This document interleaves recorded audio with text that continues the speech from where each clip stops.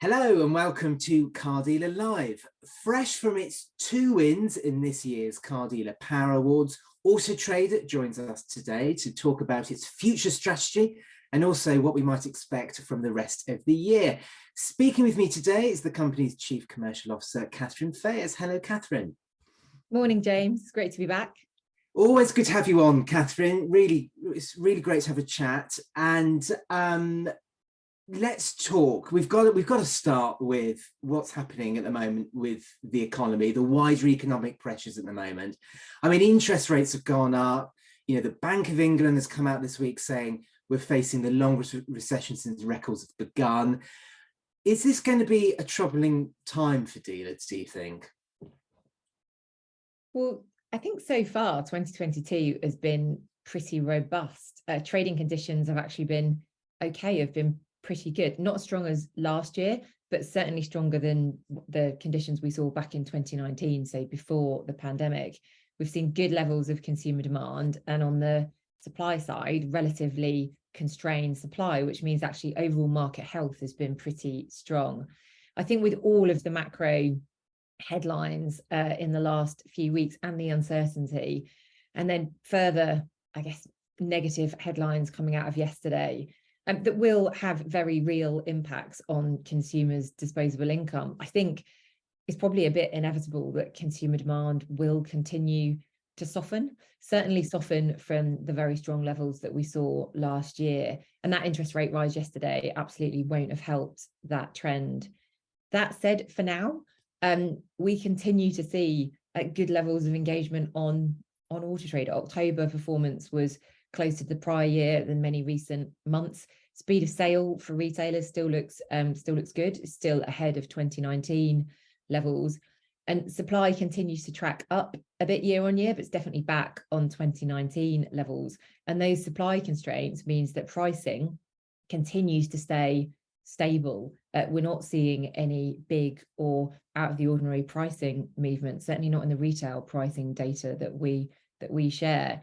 So I don't think there's any doubt that we're entering into a period that feels like it's going to be a bit tougher and a bit more challenging, but we are starting, I think, from a relatively good position and with some good momentum in the market, which hopefully will help as things, I think, a bit inevitably do get a bit harder. Yeah, because I mean, it's obvious, like you said there, that that demand is going to soften. I mean, it's an obvious thing to say, but I think it's difficult to say whether it's going to have a huge impact on used car prices, whether they're actually going to come crashing down, because used car prices, as we've spoken about so often this year, it's less about consumer sentiment. It's more about the fact that there aren't enough new cars and there are supply problems. So, I mean, on that point, I mean, what is your data showing to you about used car prices at the moment? So we're seeing a stable pricing market. So we just reported our October data, and retail price index was up 8% year on year. So price is still tracking up, and the month-on-month movement, so the movement from September into October, was also a positive month-on-month movement. Now, 8% year-on-year growth is clearly not normal in the context of pre-pandemic times, but that year-on-year growth rate has been gradually softening. And I think we expect the year-on-year growth rate, partly because pricing growth last year was so strong, we expect the year-on-year growth rate to soften, but we absolutely expect the underlying price position to remain stable. The thing we're most focused on is tracking those month-on-month movements. So we've tracked 10 years worth of data prior to the pandemic to look at what monthly movement would we typically expect from a September into October, or October into November, and then November into December. And we're comparing the month-on-month movements we're seeing each month to that data. And that's the best indicator I think we've got of whether the market is what we would expect, is stable and is trending more normally. And certainly for the last few months, we've seen very, very consistent month-on-month movements with the historical norm, and we're continuing to see year-on-year pricing growth. And with those supply constraints still there, some return to supply, but certainly not at any real meaningful volume. And with demand still robust, it's softened from high levels, but it's still at the moment a pretty good market. So there's nothing in that data set that suggests we're about to see any big correction in used car prices. Just sort of looking back over the last year, I know we're not quite at the year end yet, but we're sort of rapidly approaching the year end. Have you seen any interesting trends in terms of the way people are buying cars? I mean, obviously throughout the pandemic, there were a huge number of online purchases, but I think the general consensus has been that since lockdown, since things have got back to some kind of normality, consumers have been more willing to go into the showrooms. What have you seen this year? Has that trend sort of continued back to sort of more traditional forms of purchasing, or have the floodgates opened in terms of digital car retailing? And so we're seeing, it's really interesting question. So we're definitely seeing consumers say that they want to do more of the car buying jobs online, but they want to get further down the buying journey. They want to have potentially completed a finance application, reserved the car, done all of those jobs that they might have done at a forecourt online. But that we're equally hearing, as many consumers tell us, that they really value a forecourt experience, and they really value completing some of those jobs in person, whether it's the test drive or inspecting the vehicle. And we've also seen in the last few months a slowing in the growth rate of cars being sold entirely online. So this is where the end-to-end transaction, the entire checkout journey, is an online experience. We've seen that it grew, that it's relatively small percentage, still low single digits at the moment, but we did see significant growth in that percentage during the pandemic. That growth rate slowed and stabilized in the last few months. We recently conducted a big bit of research where we put lots of researchers on retailers' forecourts, and we asked buyers about the journey that they'd been on, how they'd ended up on that forecourt. And many of those consumers were highly informed and they were ready to buy. So they had spent a lot of time doing their research, narrowing it down to the specific vehicle, understanding the finance options, being fully ready to buy by the time they arrived on the forecourt. And most of them were telling us that they only planned to visit one forecourt, and that forecourt visit would be to buy that vehicle. And that is very different from what we were seeing prior to the pandemic. We were seeing consumers visit more forecourts, shop around more, being less well informed. So buying behavior has changed, but the change has just not been to everyone doing this end-to-end checkout journey. And so for us, the future's very much connected or omni-channel retailing, where buyers are completing more of the jobs online, but can move to the forecourt at any stage in that journey when they want some support or want to see or test drive or inspect the car. And that's exactly what we're trying to do with our digital retailing strategy: enable an online buying journey on Auto Trader, but absolutely hand over to the retailer and the forecourt at any point in that consumer journey for the retailer to do the great customer experience and customer service job that they deliver. Yeah. And it's difficult to see that changing anytime soon, really, isn't it? I mean, like you said, it's transitioned to only sort of one forecourt, but it's very difficult to imagine a future where, well, not future, but that changing or getting even smaller anytime soon, really, isn't it? I think that's right. I think the change that is the permanent change that we've all taken away for the pandemic is this visibility and understanding of what you can do online and what is available online. But for a purchase as significant as a car, I do think that buying journey, there's good reasons why there are lots and lots of retailer forecourts around the country, and there's good reasons why retailers have always provided test drives, have enabled consumers to experience the vehicle and to provide support for the finance application or for other parts of the journey that perhaps the consumers need confidence or support to go on. So I think the future for us is very much that omni-channel, that blended retailing world, and that feels like the path that the industry and that we need to help the industry to go on. Yeah, absolutely. Well, let's turn to Auto Trader now. I mean, you've coming off the back of two major category wins in this year's Car Dealer Power Awards, which were Consumer Lead Generation Site of the Year. I've got to get this right because it's embarrassing if I get it wrong. And of course, Online Advertiser for Used Cars. Clearly, you're providing a great service to dealers, hence why they voted for you. But What is next for Auto Trader? What's coming up that we should all be taking note of?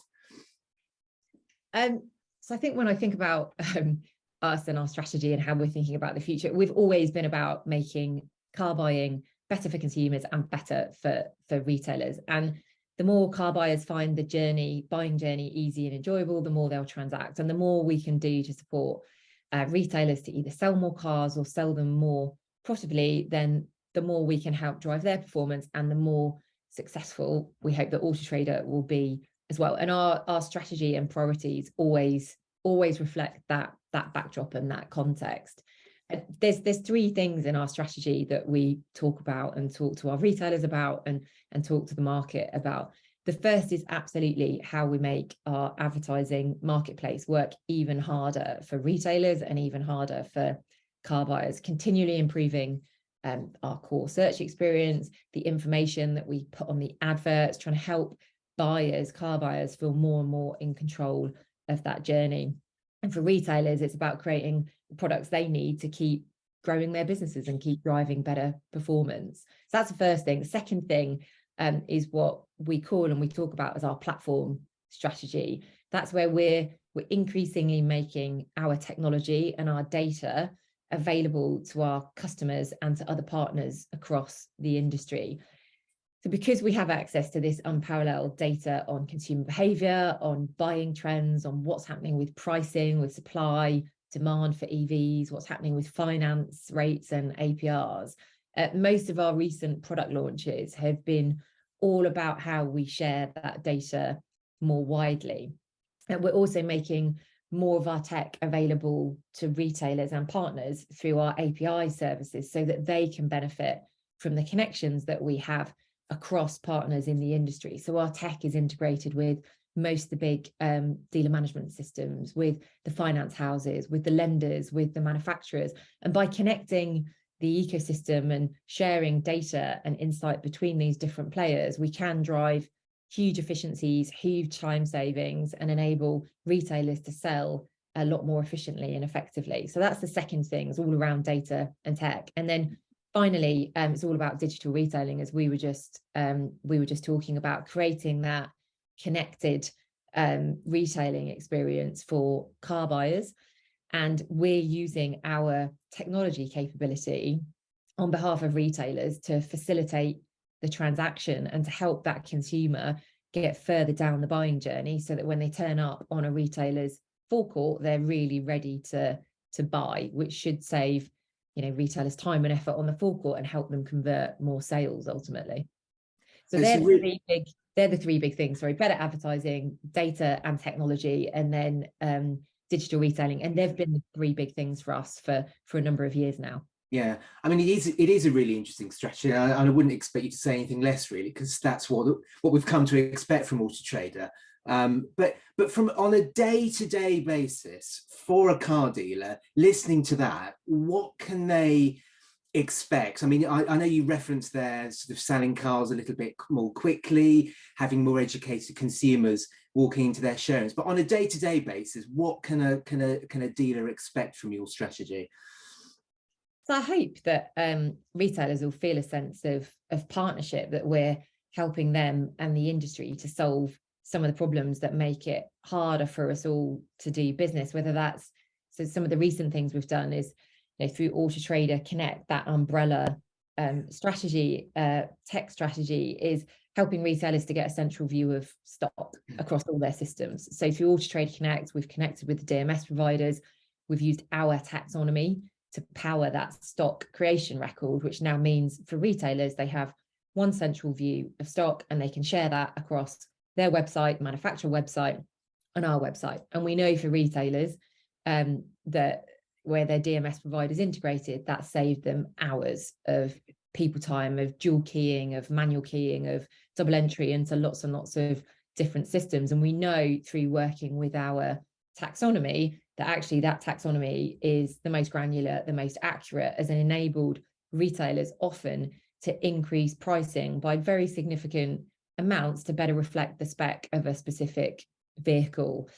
Where we're going next with that Auto Trader Connect strategy is we're surfacing our valuations data through all of those industry systems. So we are enabling retailers in their dealer management system or in their other core processing systems or on Auto Trader's retailer portal to use our valuations when they're making sourcing decisions, pricing decisions, when they're managing their forecourt. And we know our valuations are the most accurate because we have millions of retail observations from our marketplace every day. And those valuations tell you how much a consumer is paying for those cars in that live retail market. We're also doing a big separate piece of work on valuations at the moment, where we're working with the manufacturers to get their, what we call their VIN specification data, which is basically the build data from a manufacturer for an individual car. And again, we've seen for where we've got those live across OEM brands, we've seen that for a retailer has a huge impact on their ability to price that car accurately and well. And for manufacturers, it's helping them with residual values, just because there's a much clearer, more accurate view of that stock record and a much more accurate pricing decision off the back of that data. So increasingly, I think working in partnership with other players in the industry and helping retailers to run their businesses better, to make better sourcing decisions, better pricing decisions, and ultimately sell more cars at better margins. Yeah, yeah. Finally, just going back to where we started, really, bit of a gloomy picture, that's an understatement, but for the months and indeed years ahead, I mean, what are your predictions, and what should dealers be focused on for the rest of the year, do you think? So for the rest of this year, I think our advice, and I think my advice is usually pretty consistent on this. It is very much follow the data. Whenever we see changes in the market, whether that's supply side, whether that's factors we think are going to influence demand, all retailers have access to our market insight tool. And that gives you live real-time market data on demand, consumer demand in your local area, on supply of vehicles in your local area, and gives you a view of competitor data as well. And what you need to navigate the next few weeks and months, the insight and the data you need is there and is available. We're sitting, it feels at the moment, on the edge of a period where actually so far we've had these negative macro headlines for a number of months now, but the automotive industry and demand in our industry has been insulated from that, whether it's retailers absorbing some of the recent APR increases, which means consumers haven't seen those monthly costs increase very much, or whether it's been actually the fact that supply is still relatively constrained, so demand is robust, means that pricing stable. All of the key indicators in our industry have actually remained relatively healthy despite that macro environment. It's another big change in macro environment. I think how that plays out, that will play out into our industry in new and different ways. And we just need to all stay on top of the data, the latest insights, to make sure that we're seeing how and where that might impact, and that we can all respond in the ways that we need to. Very interesting, Catherine, and I'm sure the next few months, well, it's a busy time for all of us, especially dealers, but we'll see how it all pans out. But for today, thank you very much for joining us. Thank you, James. Well, that's it for today's Car Dealer Live. Join us again very soon. Bye-bye.